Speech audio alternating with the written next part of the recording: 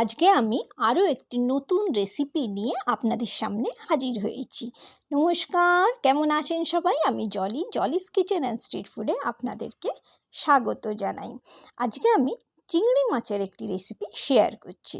সেই জন্য আমার লাগবে চিংড়ি মাছ।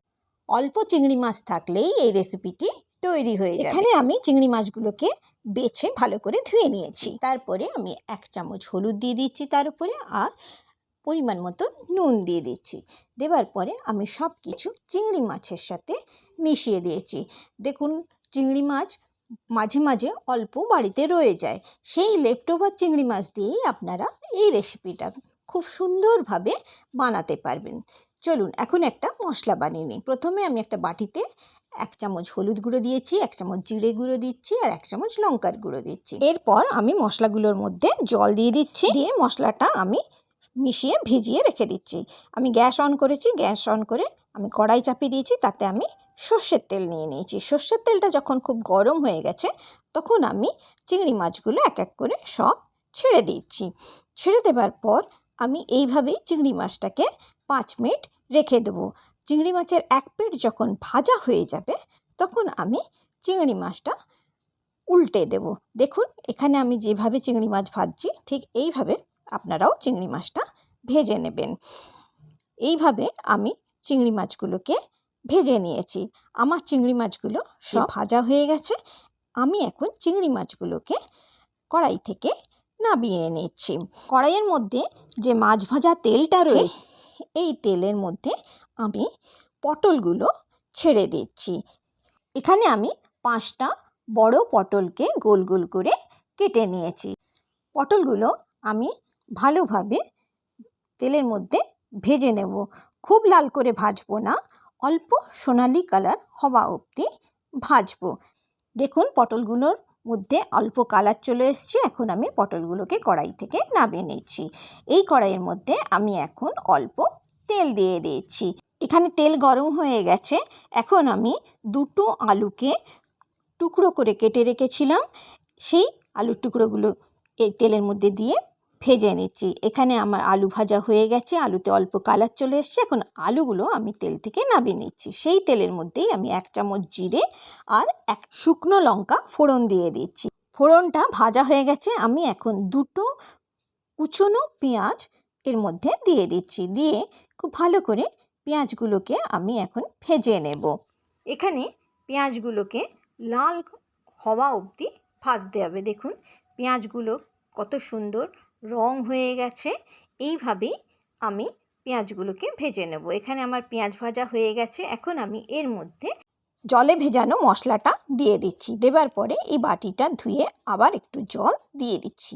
দিয়ে সব কিছু ভালোভাবে একসাথে আমি মিশিয়ে নিচ্ছি।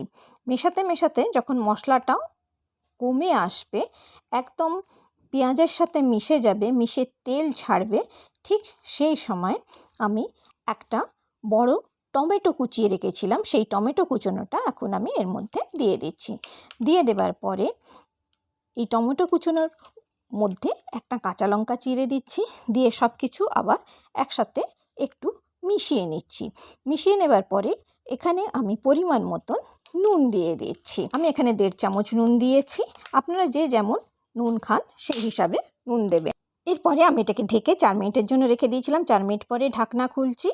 দেখুন, এখানে তেল বেরিয়ে এসছে, কিন্তু টমেটোটা এখনও পুরোপুরিভাবে ভাজা হয়নি। তাই আমি আবার এটাকে ঢেকে দিয়ে 4 মিনিটের জন্য রেখে দিচ্ছি। 4 মিনিট পরে ঢাকনা খুলে আমি সব কিছু ভালোভাবে মিশিয়ে নিচ্ছি। এরপরে আমি এটাকে খুব ভালোভাবে ভেজে নেব। ভাজতে ভাজতে যখন দেখবেন মশলা একদম কমে এসছে, তখন বুঝবেন ভাজাটা আপনার খুব ভালোভাবে হয়ে গেছে। দেখুন, এখানে মশলা কমে গেছে। এখানে আমার মশলাটা ভাজা হয়ে গেছে। এখন আমি এর মধ্যে আলু পটল ভাজাটা দিয়ে দিচ্ছি। আলু পটল ভাজাটা দেবার পরে সব কিছু আমি খুব ভালোভাবে আবার মশলার সাথে মিশিয়ে নিচ্ছি।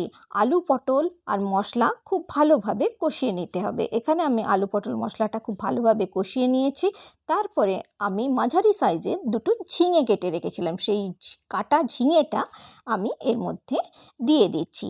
দেবার পরে আমি সব কিছু একসাথে মিশিয়ে নিচ্ছি। এখানে আমার মশলা আর সবজি একসাথে কষানো হয়ে গেছে। আমি এখন এটাকে ঢেকে 2 মিনিটের জন্য রেখে দেবো। এখানে আমি গ্যাসের ফ্লেমটা সিমে করে রেখেছি। 2 মিনিট পরে আমি ঢাকনা খুলে এর মধ্যে জল দিয়ে দিচ্ছি। দেওয়ার পরে আবার আমি এটাকে ঢেকে 5 মিনিটের জন্য রেখে দিয়েছিলাম। 5 মিনিট পরে আমি ঢাকনা খুলছি। দেখুন এখানে সব সবজিগুলো খুব ভালোভাবে সেদ্ধ হয়ে গেছে। এরপরে এর মধ্যে ভাজা চিংড়ি মাছগুলো আমি দিয়ে দিচ্ছি। ভাজা চিংড়ি মাছ দিয়ে দেওয়ার পরে সব কিছু আমি আবার ভালোভাবে মিশিয়ে নিচ্ছি। খুব ভালোভাবে সবজি মশলা চিংড়ি মাছগুলো মিশিয়ে নেবার পরে এটাকে আমি ঢেকে 3 মিনিটের জন্য রেখে দিচ্ছি। 3 মিনিট পরে আমি ঢাকনা খুলেছি। দেখুন সব মশলা সবজি মাছ খুব সুন্দর একসাথে মিশে গেছে আর খুব সুন্দর একটা গন্ধ বেরোচ্ছে। এরপরে আমি ওপর থেকে গরম মশলা গুঁড়ো ছড়িয়ে দিচ্ছি, দিয়ে সব কিছু খুব ভালোভাবে আমি মিশিয়ে দিচ্ছি। এই সময় আমি গ্যাসের ফ্লেমটা মিডিয়াম টু লোতে রেখেছি। এরপরে ঢেকে আমি 3 মিনিটের জন্য রেখে দিচ্ছি। 3 মিনিট পরে আমি ঢাকনা খুলেছি। দেখুন তরকারির কালারটা কত সুন্দর এসছে আর গন্ধও খুব সুন্দর বেরোচ্ছে।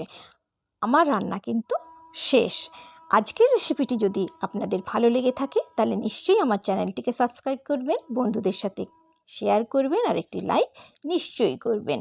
পরিবেশন করার আগে ওপর থেকে একটু ধনেপাতা ছড়িয়ে দিতে পারেন। আপনারা এই রেসিপিটা ঘরে বানাবেন, বানিয়ে খাবেন, খেয়ে আমাকে কমেন্ট করে নিশ্চয়ই জানাবেন। এটা ভাত রুটি পরোটা সবকার সাথেই আপনারা খেতে পারেন। আপনারা সবাই খুব ভালো থাকবেন, সুস্থ থাকবেন, সাবধানে থাকবেন।